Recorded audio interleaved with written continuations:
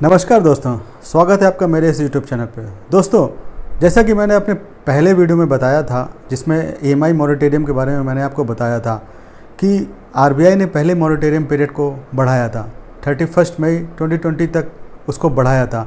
मतलब आप अपनी ईएमआई को 31 मई 2020 तक रोक सकते थे। जैसा कि आपको पता है कि आरबीआई ने उसको 3 महीने के लिए और बढ़ा दिया है। मतलब आप 31 अगस्त 2020 तक आप अपना ईएमआई को बढ़ा सकते हैं। मतलब जैसे कि आपका कोई होम लोन है, व्हीकल लोन है, क्रेडिट कार्ड है, उसकी ईएमआई आप रोक सकते हैं 31 अगस्त 2020 तक। लेकिन यहाँ एक बहुत बड़ा सवाल ये उठता है कि हम ये ईएमआई रोक देते हैं तो क्या ये वाला पैसा हमको बाद में देना पड़ेगा? क्या इसके ऊपर इंटरेस्ट एडिशनल भरना पड़ेगा? जी हाँ, बिल्कुल, ये तो भरना ही पड़ेगा। इसके अलावा मॉरेटोरियम के क्या फ़ायदे और क्या नुकसान हो सकते हैं, ये हम आपको इस वीडियो में बताएंगे। तो दोस्तों, अंत तक बने रहिए मेरे साथ इस यूट्यूब चैनल पर। स्वागत है आपका। नमस्कार दोस्तों, मेरा नाम है राहुल। इसके लिए आपको पूरा एक फाइनेंशियल कैलकुलेशन देखनी पड़ेगी कि किस तरीके से ये आपके लिए फ़ायदेमंद हो सकता है और किस तरीके से ये आपको नुकसानदेह हो सकता है। तो चलिए सबसे पहले हम मॉरेटोरियम समझ लेते हैं कि एक्चुअली क्या होता है। देखिए, मॉरेटोरियम सिंपल शब्दों में आपको समझाता हूँ कि ये होता है ईएमआई होल्डिंग, यानी कि जितने भी टाइम के लिए आपने मॉरेटोरियम लिया है उतने दिन के लिए आपको ईएमआई नहीं देनी पड़ेगी। लेकिन इसका मतलब ये नहीं कि आपको ईएमआई माफ़ हो गई। This is not a EMI waiver. ये ईएमआई का वेवर नहीं है, ये खाली पोस्टपोन कर दिया गया है। फॉर एग्जांपल, अगर आपने 1 अप्रैल से ये ऑप्शन ले लिया, आपने मॉरेटोरियम का ऑप्शन ले लिया, तो 31 मार्च तक आपको जितना भी लोन अमाउंट या प्रिंसिपल आउटस्टैंडिंग था उसके ऊपर इंटरेस्ट कैलकुलेट होता रहेगा।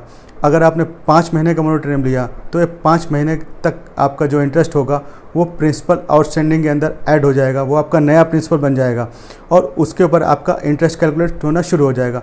तो उसके लिए हमारे पास क्या क्या पेमेंट ऑप्शन है वो भी हम बताते हैं इस वीडियो में, और कौन सी पेमेंट ऑप्शन को आपको यूज़ करना चाहिए वो भी हम देखेंगे। तो ये मॉरेटोरियम होता क्या है, इसके फ़ायदे नुकसान क्या है, ये भी हम देख लेते हैं। अब मॉरेटोरियम हमको लेना क्यों पड़ रहा है, ये तो आपको पता होगा। काफ़ी लोगों की जॉब रिस्क पे आ गई, काफ़ी लोगों की जॉब चली गई है, तो या बिजनेस रिस्क में है, या उनके पास कोई भी आउटपुट नहीं है। तो ऐसे केस में अगर आप मॉरेटोरियम लेना भी पड़ रहा है तो आपको लेना पड़ेगा। तो बट ये कौन सा ऑप्शन आप चूज़ करें, तो इसमें आपको कोई पेनल्टी नहीं लगेगी और बैंक इसको डिफ़ॉल्ट डिक्लेयर नहीं करेंगे, या आपका क्रेडिट स्कोर या सिविल स्कोर ख़राब नहीं होगा। तो ये फ़ायदे हैं इंडिविजुअल के लिए ईएमआई मॉरेटोरियम। तो चूँकि इसमें डिफ़ॉल्ट कंसीडर नहीं किया जाए, एसेट की बैंक के लिए एक एसेट की अच्छी क्लास में रहेगा, तो बैंक्स की पेमेंट आज नहीं हो रही लेकिन 2 दिन के बाद हो जाएगी। तो ये तो हैं इसके कुछ फ़ायदे। अब नुकसान की अगर हम बात करें तो जैसा कि मैंने आपको पहले बताया कि ये इंटरेस्ट ये आपका माफ़ नहीं हुआ है, तो इंटरेस्ट जितना भी आपका 4-5 महीने 6 महीने तक आपका जितना भी मॉरेटोरियम पीरियड माफ़ करते हैं, उस दौरान आपको इंटरेस्ट पेमेंट एक्यूरेट रहेगी, जो आपकी बाद में पेमेंट करनी पड़ेगी, और ये अमाउंट काफ़ी ज़्यादा हो सकता है। अब मान लीजिए कि आप मॉरेटोरियम पीरियड ऑप्ट कर लेते हैं, तो आपके पास ऑप्शन क्या क्या आते हैं, ये यहाँ हमें 3 ऑप्शन दिए गए हैं। पहला ऑप्शन तो ये है कि आप जितना भी इंटरेस्ट एक्यूरेट होता है, लेट्स आपने 5 महीने का मॉरेटोरियम पीरियड ऑप्ट किया, तो जितना भी इंटरेस्ट आपका बना वो 5 महीने के बाद इस टोटल इंटरेस्ट में आप वन टाइम पेमेंट कर सकते हैं। दूसरा ऑप्शन है कि आप अपना टेन्योर बढ़ा सकते हैं। अगर आप अपनी ईएमआई सेम रखना चाहते हैं, लेट्स से आपकी ईएमआई 50,000 है, आप उसको सेम रखना चाहते हैं, तो आपकी जितने भी फाइनेंशियल अलाउ नहीं करते हैं ईएमआई को इंक्रीज़ करने में, तो आज की डेट में लेट्स से आपका लोन पीरियड जितना बचा हुआ है 12 साल का बचा हुआ है, तो आपका 12 की जगह वो 13 साल हो जाए। और तीसरा ऑप्शन है यहाँ पर कि आप अपनी ईएमआई इंक्रीज़ कर सकते हैं। आप अपना पीरियड सेम रख सकते हैं, आप अपनी ईएमआई बढ़ा सकते हैं। अगर आपका 12 साल का पीरियड बढ़ा है तो आप उसको सेम रख सकते हैं और अपनी ईएमआई को इंक्रीज़ कर सकते हैं उसी हिसाब से।